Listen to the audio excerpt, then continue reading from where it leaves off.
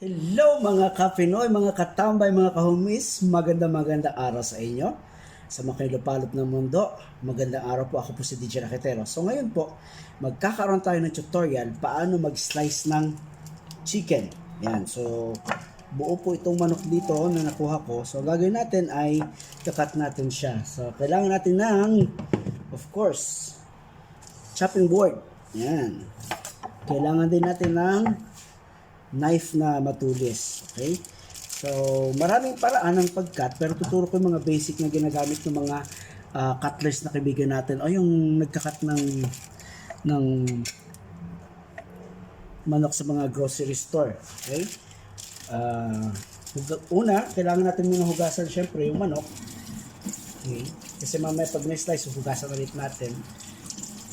Yan. Para matanggal lang yung mga balahibo na hindi natanggal. So, narinis na ating manok.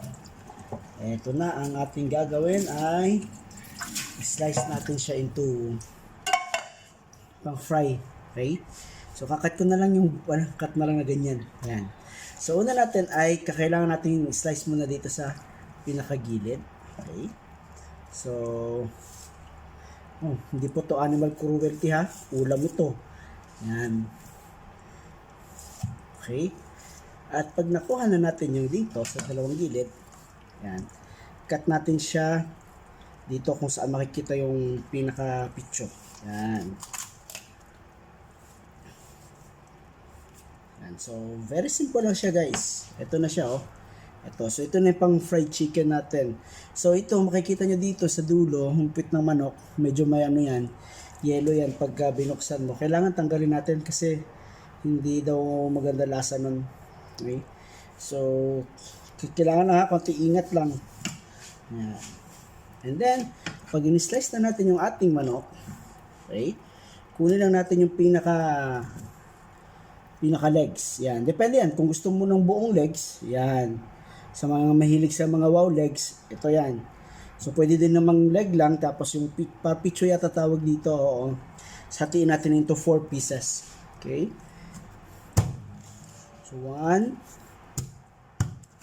2, 3, and 4. Okay. So, kung may mga ayaw nyo naman, yung mga extra fat, madali na natanggalin yan. Slice nyo na lang, oh. Yan siya. Yan na. So, meron na tayong 4 na pang fried chicken. Yan. Kung gusto mo naman ulit, ito naman, and yung parang upper part niya. Okay. Ito naman yung sa leeg. Yan. So, ito yung pinaka-favorite part ko pag piniprito. Yung leeg at saka yung papunta sa likod niya. So, ito na siya, oh. Ngayon, kung gusto nyo naman, depende kung gusto nyo gawing chicken fillet, pwede mo tanggalin yung breast. Yan. So, ako, talaga itong pinakadulo ng pakpak, hindi ko sinasali. Sasabi nila dito daw mataas yung cholesterol. Daw ha? Disclaimer. Ngayon, pwede nyo lang hatiin yan. Pwede nyo rin hatiin lang yung wings lang. Yan. So, itong cut po na to, ito po yung ginagamit nila dito sa Middle East na strategy. Yan. So, meron tayong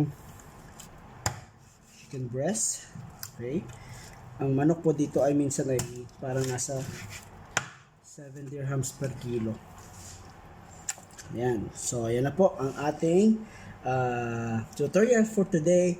How to cut a chicken. So, tomorrow morning po, ang i-vlog po natin, paano magprito. Pero mamaya siguro, magmamarinate din tayo. Mag-vlog din natin yan.